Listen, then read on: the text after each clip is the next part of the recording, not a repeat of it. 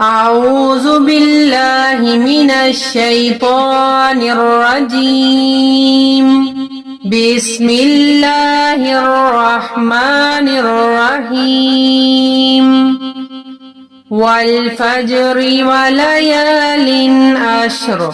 والشفع والوتر والليل إذا يسر هل في ذلك قسم لذي حجر ألم تر كيف فعل ربك بعاد إرم ذات العماد التي لم يخلق مثلها في البلاد وثمود الذين جابوا الصخر بالواد وفرعون ذي الأوتاد الذين طغوا في البلاد فاكثروا فيها الفساد فصب عليهم ربك سوط عذاب إن ربك لبالمرصاد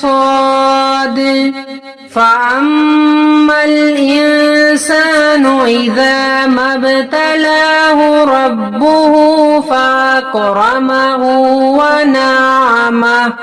فيقول ربي أكرمن وأما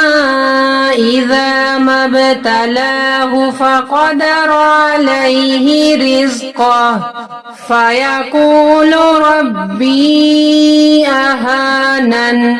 كلا بل لا تكرمون اليتيم ولا تحاضون على طعام المسكين وتأكلون التراث أكلا لما وتحبون المال حبا جما كلا إذا دكت الأرض دكا دكا وجاء ربك والملك صفا صفا وجيء يومئذ بجهنم يومئذ يتذكر الإنسان وأنى له الذكرى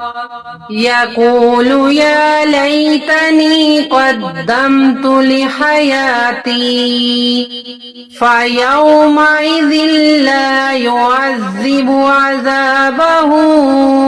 أحد ولا يوثق وثاقه أحد يا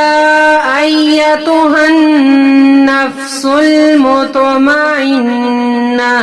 ارجعي إلى ربك راضية مرضية